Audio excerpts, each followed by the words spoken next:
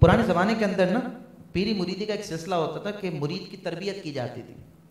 दरवेश आते थे, उन दरवेशों की जो है बाकायदा तरबियत होती थी, वो अपने पीर साहब के साथ रहते थे और सुलूक की मनाज़िल तय किया करते थे।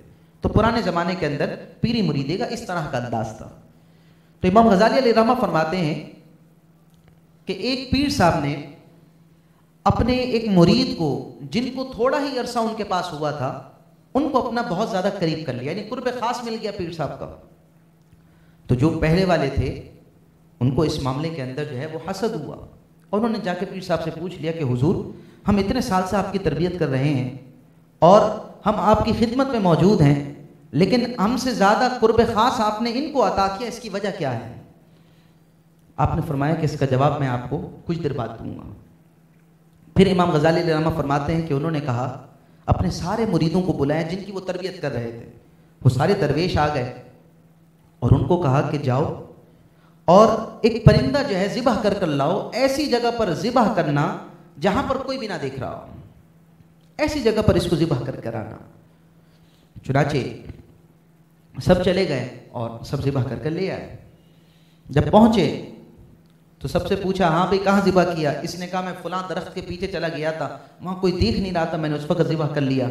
एक ने कहा मैं अपने मकान में चला गया, एक ने कहा मैं मकान की छत पे चला गया, एक ने कहा मैं जो है वो पर्दे के पीछे चला गया, चादर थी और उसके पीछे मैंने जो है ज़िबह कर दिया। आखिर में उसी कुर्ब ख़ास वाले जो मुरीद थे उससे पूछा कि बताओ तुम्हारा क्या हाल है, तुमने ज़िबह किया? उसने कहा नहीं हुजूर मैं तो ज़िबह नहीं कर सका। बोला क्यों? कहा मुझे कोई जगह ही ना मिली जहाँ पर ज़िबह कर सकूँ। तो वो अगले जो थे वो हंसने लगे कि पीर साहब ने जितना कुर्ब ख़ास इनको अता किया है, हालांकि इनका हाल तो ये है कि इनको कोई जगह भी ना मिली जहाँ पर एक परिंदे को ज़िबह कर सकते हैं। तो पीर साहब ने उनसे पूछा कि बेटा ये सब जो है इनको ये जगह मिल गई, ये जगह तुम्हारे पास भी मौजूद थी और तुम ज़हीन भी हो, तुम समझ भी सकते हो, तुमने इन जगहों पर ज़िबह क्यों नहीं किया? तो उन्होंने कहा बात ये है कि हुजूर आपने मुझे ये नहीं कहा था कि वहाँ ज़िबह करना जहाँ लोगों में से कोई ना देख रहा हो, आपने मुतलकन कहा था वहाँ ज़िबह करना जहाँ कोई ना देख रहा हो। जहाँ भी गया लोगों से तो छुप रहा था, लेकिन मेरा रब मुझे हर जगह पर देख रहा था। बस मेरे दोस्तों यही पैगाम है, इस यकीन को कामिल करें, इस यकीन को पुख्ता करें, आपका रब आपको देख रहा है।